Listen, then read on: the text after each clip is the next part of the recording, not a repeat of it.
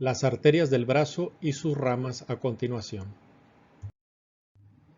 La principal arteria del brazo es la arteria braquial.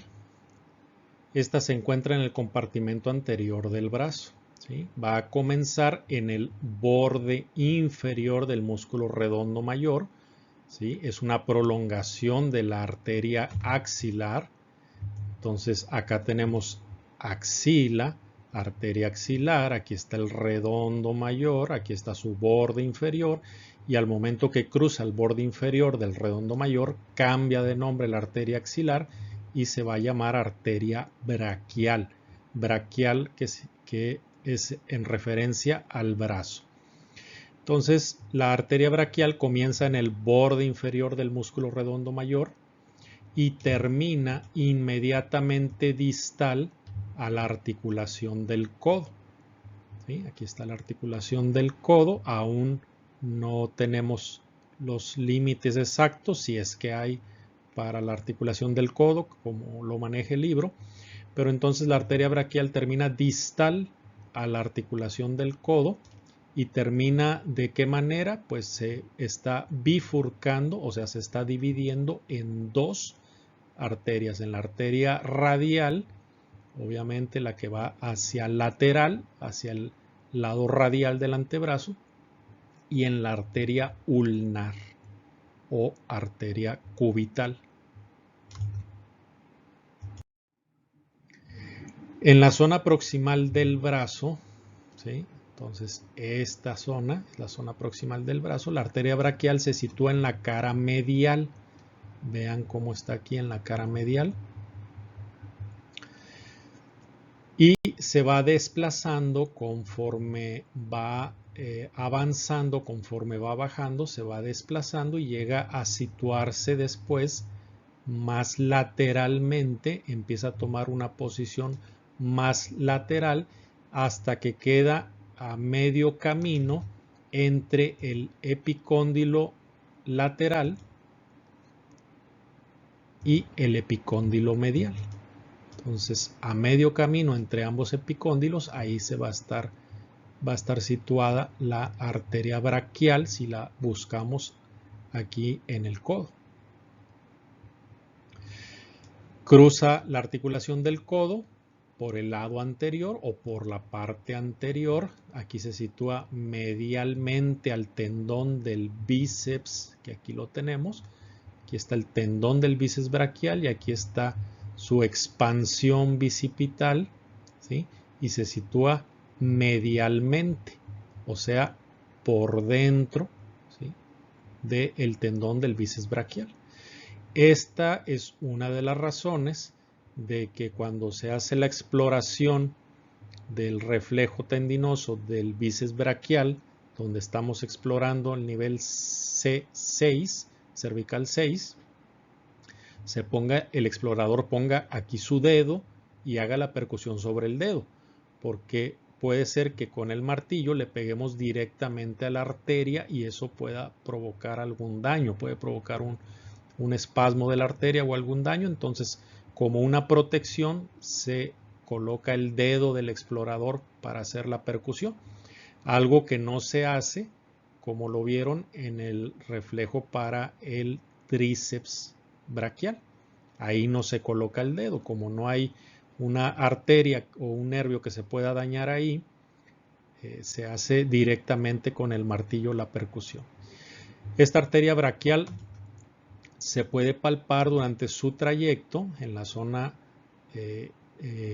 más superior, en la porción inicial del brazo, que vamos a encontrarlo medialmente, ¿sí?, y también en la porción distal del codo, en la fosita cubital, ahí también se puede palpar. Aquí se facilita la palpación porque lo estamos apoyando contra la diáfisis del húmero, ¿sí? Y aquí pues obviamente contra los huesos del extremo proximal del antebrazo. Las ramas de la arteria braquial en el brazo vamos a tener que emite dos vasos colaterales ulnares que forman parte de un plexo de arterias que está alrededor del codo, ¿sí? También va a emitir a la arteria braquial profunda y a las arterias nutricias del húmero, ¿sí? Veíamos también en el húmero o en los huesos largos.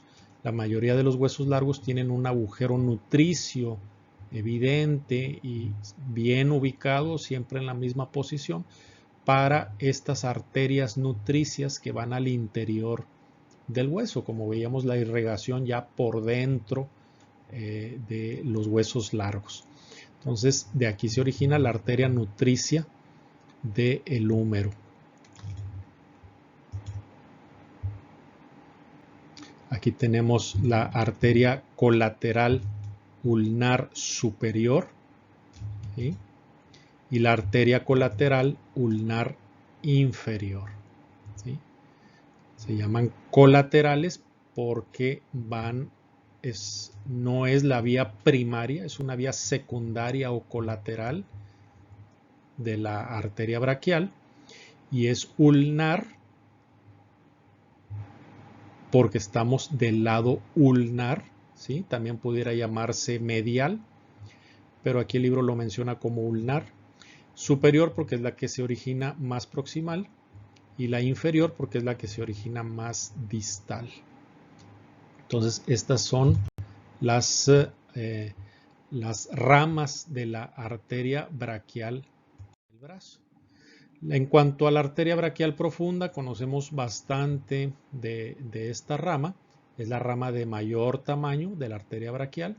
Se dirige al compartimento posterior del brazo, ya lo saben, pasando a través del intervalo triangular, acompañando al nervio radial, y va a irrigar a los músculos del compartimento posterior, que estamos hablando del tríceps braquial, ¿sí?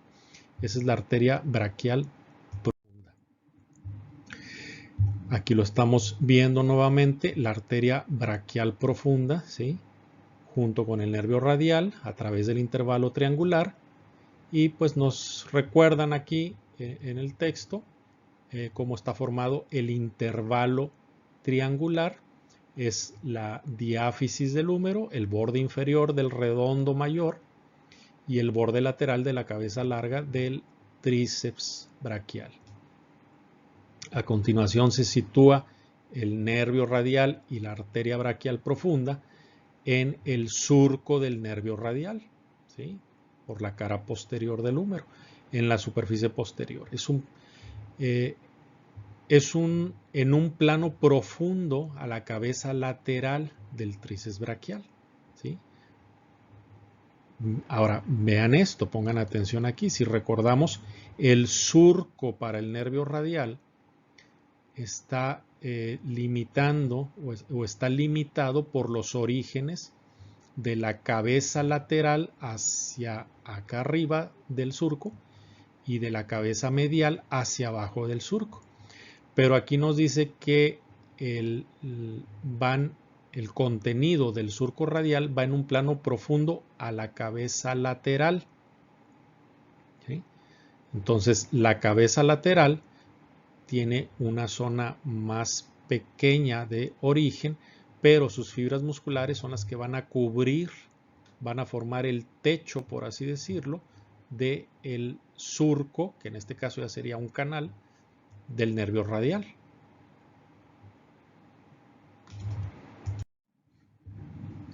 Las ramas de la arteria braquial profunda van a irrigar a los músculos adyacentes y se anastomosan con la arteria circunfleja humeral posterior. Bueno, aquí estamos hablando de la parte superior. Esto ya lo habíamos mencionado. Aquí está la arteria braquial profunda, ¿sí? La arteria braquial profunda, y da esta rama. Es una rama colateral que se va a anastomosar con las de la circunfleja humeral posterior, ¿sí? Y formar parte del arco anastomótico del extremo superior del húmero y de la articulación glenohumeral.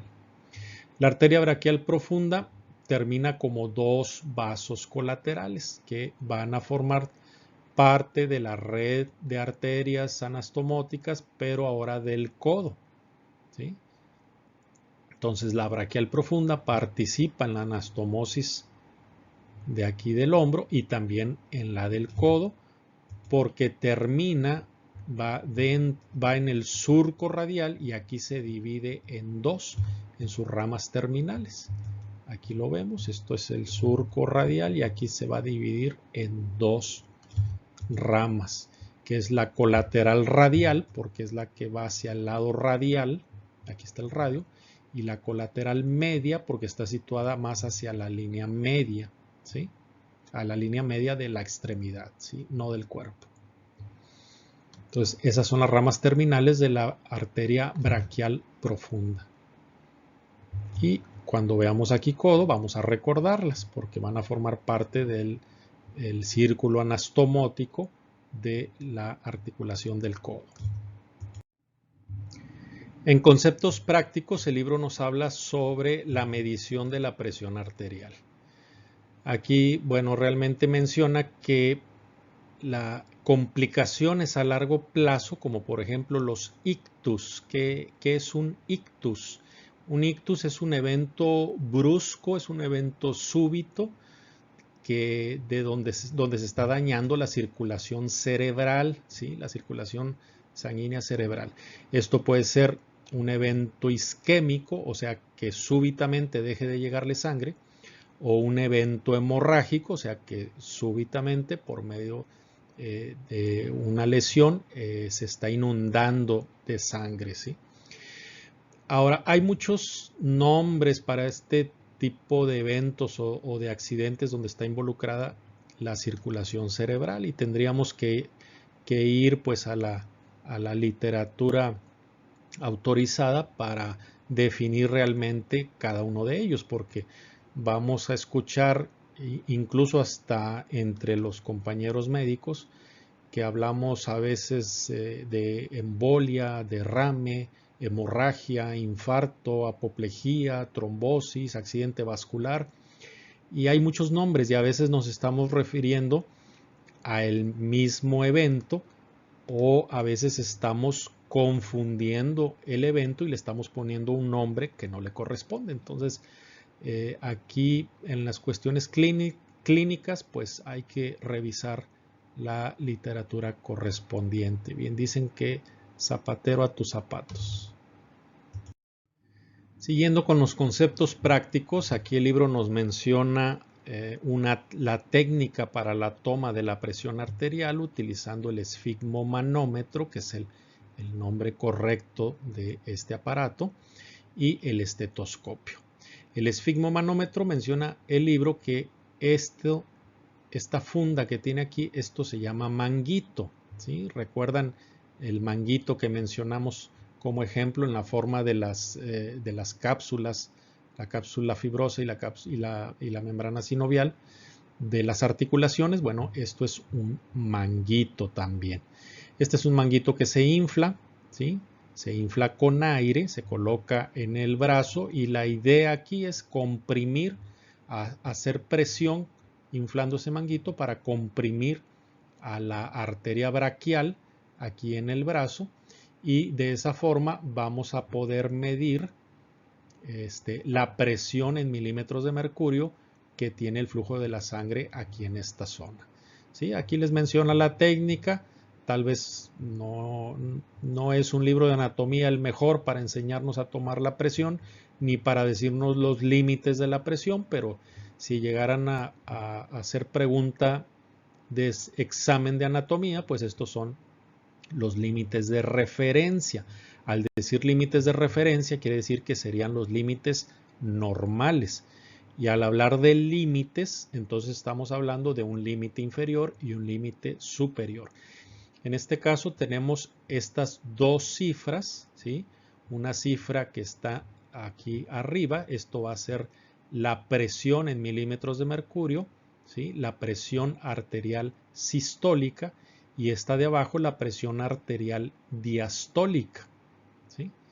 Entonces, los límites de referencia es que la sistólica debe estar entre 90 y 120 milímetros de mercurio y la diastólica entre 60 y 80 milímetros de mercurio.